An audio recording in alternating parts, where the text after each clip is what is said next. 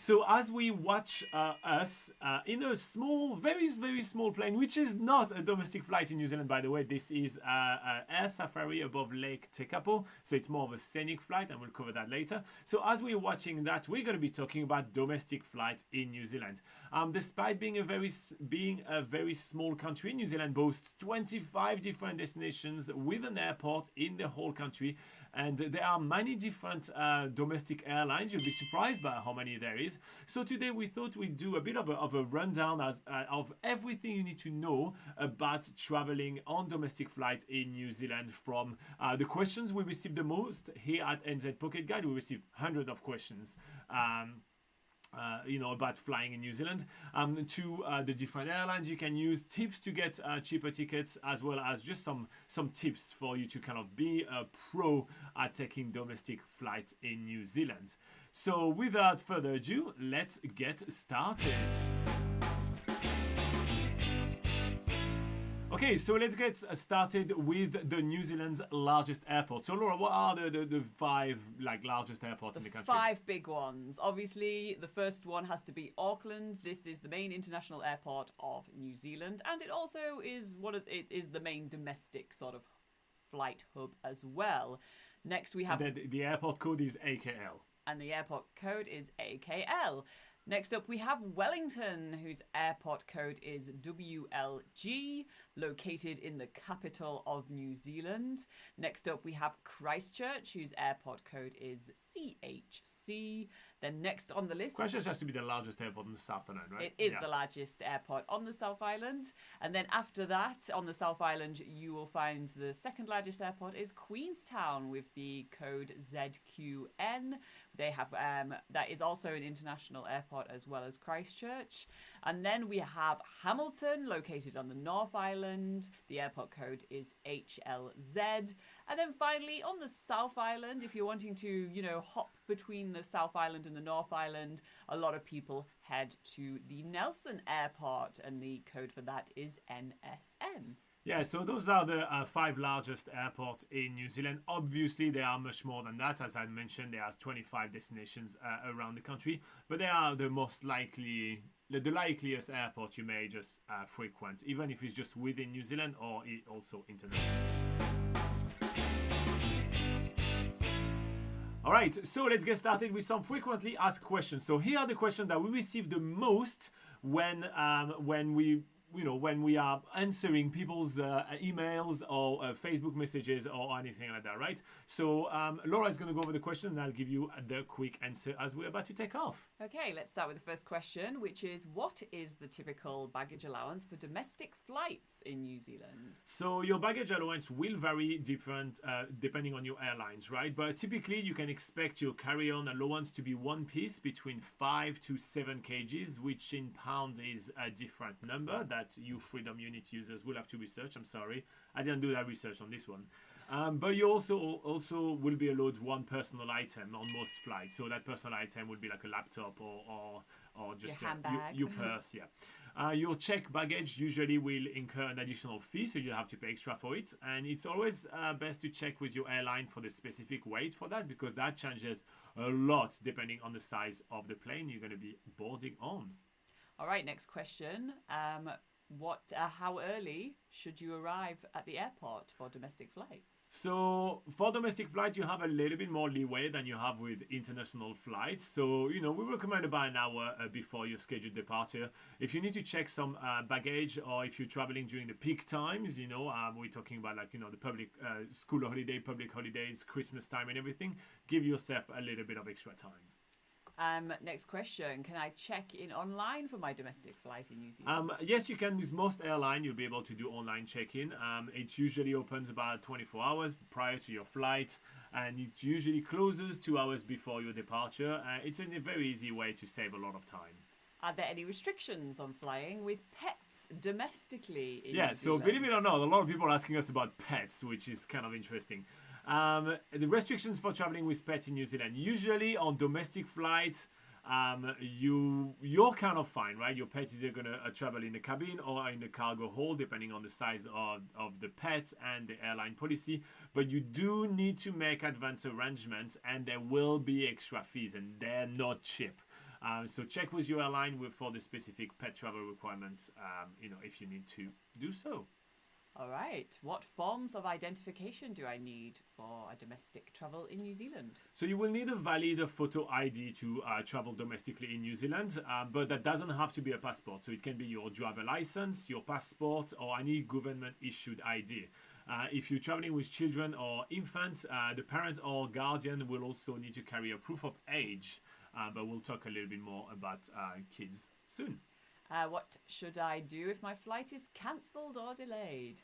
All right, so if your flight is cancelled or delayed in New Zealand, the airline will typically just rebook you in the next available flight. If you book through a travel agent or through a third-party website, you will need to contact and to go through those guys as well, which is a bit of a pain. You can stay updated with all those airline and delays and everything within the same airline app. However, bear in mind that it's quite rare that you will get a full monetary refunds for cancelled or delayed flights. That doesn't often happen in New Zealand. Yeah, you usually have to pay for a special ticket in order to do that. No, not even that. Not even that. No. Oh. That's not what we talk about. Okay. Yeah. Yeah. Can I bring liquids on? Sorry, just making it clear, right? If you cancel yourself and you get some refund, if the airline cancel it, that's a different policy. Okay. Can I bring liquids in my carry-on for domestic flights? Yes. So generally, there's no restrictions on liquids and for carry-ons in domestic flight in New Zealand. But you can check on your airline's website just in case. Are there any special considerations for travelling with children on domestic flights? Yes, so if you're traveling with kids in New Zealand on a domestic flight, bear in mind that most of the airlines will have no entertainment for kids, right? So you do need to have snacks, entertainment, comfort items, all these kind of things. Otherwise, well, you're going to have a flight between, like, let's say, Auckland to Queenstown, which is about 1 hour and 55 minutes. Okay, so around 2 hours, right? And you're going to have literally nothing to do with them, right? So make sure that you're prepared with that.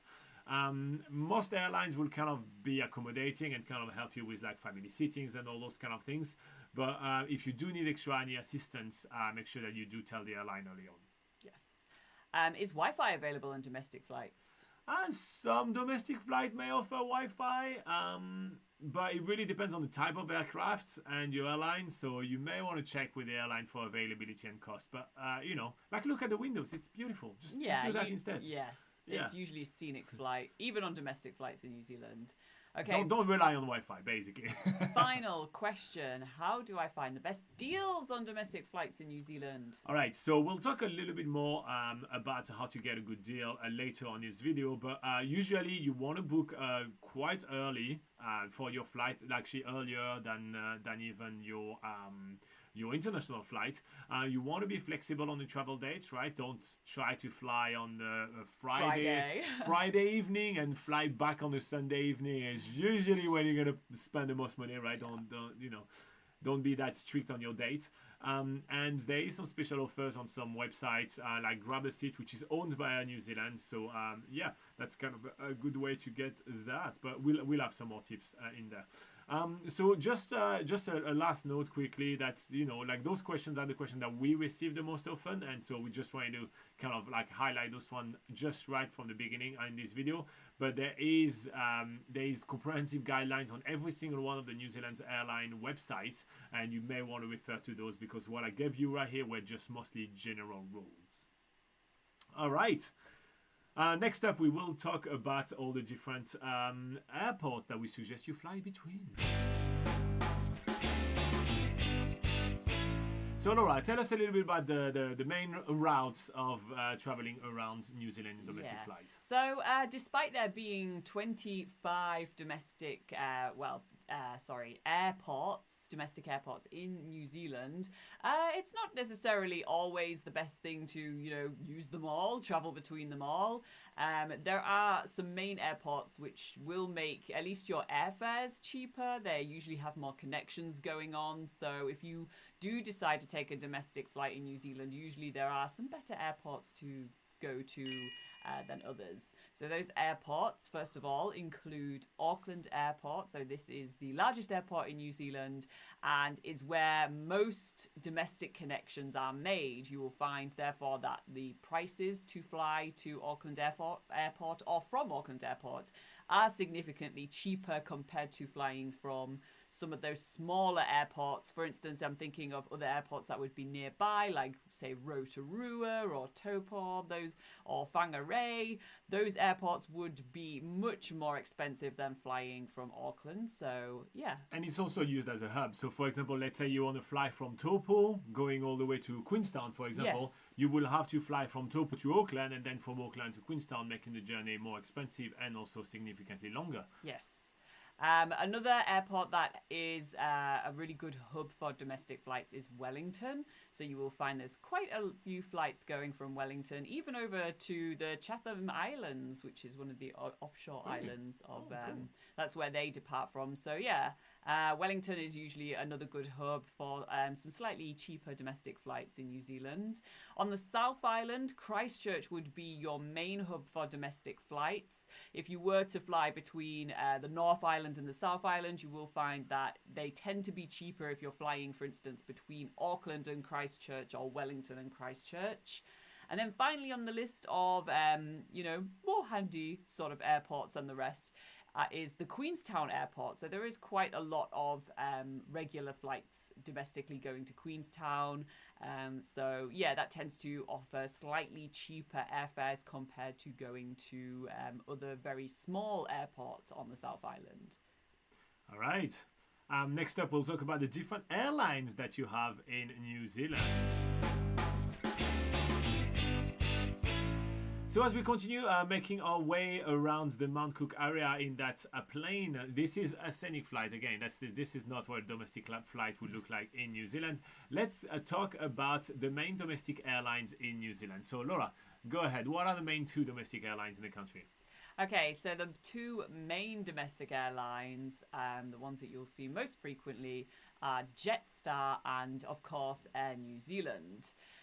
So which one is the best? Well, that kind of depends. There's not really one that's better than the other. The only difference between the two really is that on Air New Zealand flights, you'll get a plastic wrapped cookie and a glass or a cup of water. So that's the only difference. I don't know if that's really what you should base your decision on which airline to choose. So what we usually suggest to people is to basically just compare the prices for the flight that you want to take on the day and go with whichever airline has the best price. One thing to note with Jetstar is that there's a lot of sort of added prices once you go through their booking system. You know, you have to pay a little bit extra for this seat, or a little bit extra for these. There's a little bit more hidden fees as you go through the booking process, but generally Jetstar are considered the more budget airline. But yeah, like I say, just go with whichever one has the best fares for your flight. So here are some tips if you want to get a good deal on domestic fare in New Zealand. So first up, what I usually do is that I go on any of those Meta flight search engines, like those Skyscanner or whatever. Like I don't have any other one in mind right now, but they're all none of them is paying us. Webjet. Yeah, is that what? Yeah, probably is one of them. Although I had bad experience with Webjet, so I do not recommend Webjet. But yeah, anyway, so you go on one of those and you check which one will be the cheapest route and which one will be the cheapest airline. Then you go to that said airline's website, so directly like on the jetstar.com or the airnewzealand.com or anything, and then you start comparing prices from there because it actually can get cheaper directly on the airline. Also, Air New Zealand owns a website called Grab a Seat, which is always like where they dump like all their fares that are a bit cheaper. So that's kind of a good idea to check that out. All right, cool. Let's continue about the airlines in New Zealand. So there are also some other domestic airlines in the country, right? Yes, so it's not just Jetstar and Air New Zealand. There are some smaller domestic airlines that are servicing some of the smaller airports. So, for instance, there is on the North Island, there's Sun Air, which services Gisborne, the Great Barrier Island, Tauranga, Whangarei, Whitianga, Ardmore, Napier, and Wairoa. There's also Barrier Air, which is just going back and forth between Auckland and Great Barrier Island. On the South Island, so airlines, domestic airlines that only service the South Island would be Stewart Island Flights. They do flights between Invercargill and Stewart Island. And they also do scenic flights around Stewart Island as well. And then finally, some airlines that service both the North Island and the South Island. We have Air Chathams, so they go between Auckland, Christchurch, Wellington, Whakatane, Wanganui, Chatham Islands and Pitt Islands. There's also Golden Bay Air, which goes between Wellington, Takaka, Karamea and Nelson. There's also Origin Air, which goes between Nelson, New Plymouth and Palmerston North. And finally, there is Sounds Air, which goes to Nelson, Kaikoura, Blenheim, Christchurch, Napier, Paraparaumu, Picton, Taupo, Wellington and Westport. So you do have plenty of options. Just keep in mind though that a lot of those smaller airlines are operating significantly smaller planes. Some of them actually are operating planes as small as this Scenic Flight right here. And so therefore the prices are a little bit higher, but they are serving lines or routes that are very very specific. So if you really do need that specific flight, well, here are the options. And you'll also find that those airlines don't usually pop up on those sort of Skyscanner websites. So now that you know, and you can always refer back to this article, but when you know the names, link in the description. Yep, link in the description. But when you know the names and which cities or towns or islands that they're serving, then it's good to just go directly on their website, have a quick check of what their prices are directly, because that's another way to, compare prices and possibly get something cheaper than with Air New Zealand or Jetstar. Indeed. All right, so let's continue and talk about the checklist that you need to go through when taking a domestic flight in New Zealand. So here's the few things that you need to prepare beforehand before taking a flight in New Zealand. Yeah, so first of all, make sure that your carry-on and checked-in baggage meets the weight and size allowance. This is usually a little bit smaller than international flights, so do double check that. Also, bring your ticket and booking reference. Although you can do online check-in for some domestic flights in New Zealand, it's always a good idea to have that handy backup of at least your booking reference, if not your ticket, if you have a printed out e-ticket. Also, if you have carry-on baggage, checking in online means that if you only have carry-on baggage, then checking in online means that you can skip the whole checking in sort of stage and just go straight to the gate. Checking in. Yeah, sorry, that got a little bit ahead of me there. So yeah, basically, let me start that again. Shall I start that again? Is that clear? Has that been clear? In short, if you're not carrying with any checked luggages, and you check in online, that means you can literally walk straight to the gate without having to talk to anyone. So if you want to save heaps of time, that's the option for you. Absolutely. Well said. Next up, remember to bring some sort of valid ID. It doesn't have to be your passport for domestic flights, but usually for international travellers, that tends to be the ID that is valid in New Zealand. So it's just usually the best option to go with, or the easiest option to go with. But yeah, it's not. You don't necessarily have to use your passport, but it's probably easier if you do. And then finally, arrive at the airport 1 hour before departure. Indeed. Again, we have a full articles in the description of this video, so that's going to be very helpful for you guys if you want to have all this information that we're giving you right here in writing, just so you can refer to it. Alright, so let's move on to Scenic Flight in New Zealand. So what you are looking at right here on the screen is us taking a Scenic Flight above Lake Tekapo and the beautiful Mount Cook area. This is why Laura and I are taking so many photos and filming all that good stuff.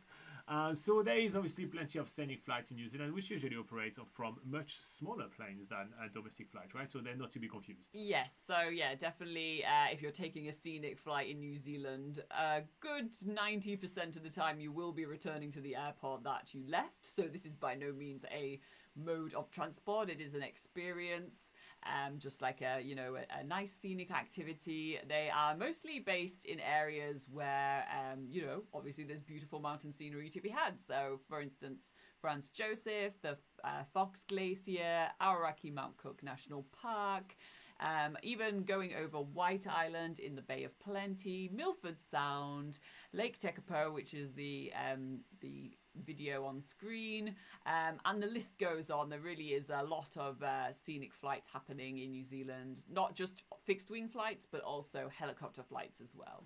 And a couple that are Scenic Flight that could be taken as transportation will be the one where in Milford Sound, where you can take the bus down and enjoy the road down there and then fly back out and being able to enjoy the scenery, Yes. which is what Rob in the live chat was talking about. And also the flight to Stewart Island is so stunning, right? Oh yes, so that would be another option, yeah. Yeah, it's really, really amazing. Okay, so now we're going to give you a few travel tips or hacks for taking a domestic flight in New Zealand. So we're going to go through a few tips and give a few little extra tips and tips galore. Okay, let's start with... You introducing that, I do the rest. Okay, yeah.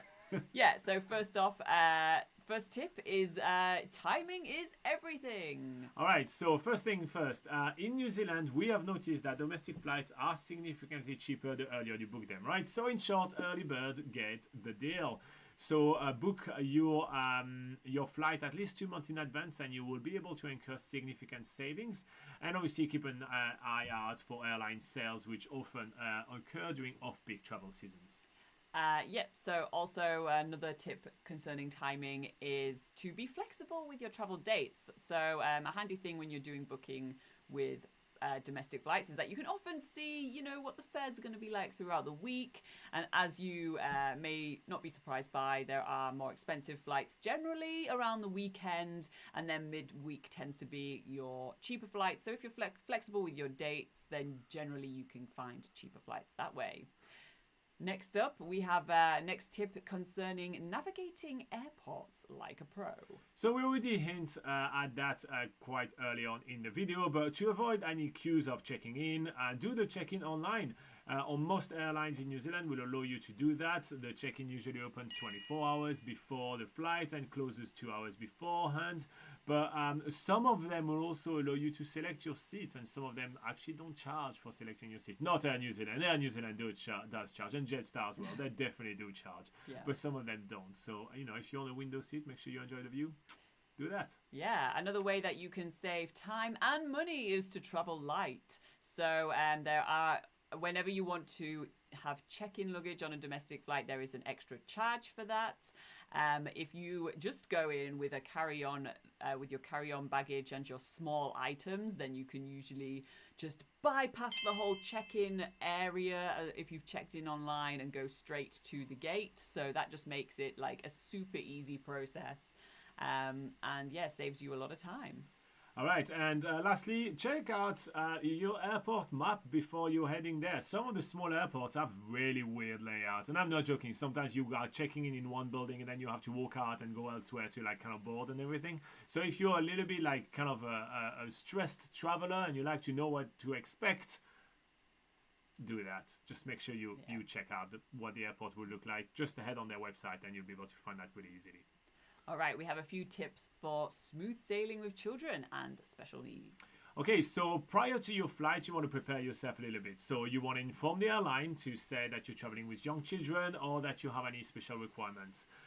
The airlines in New Zealand are usually accommodating, but you want to tell them ahead so they can plan ahead for your, choosing the best seat for you or having somebody that will help for priority access, priority boarding and all that.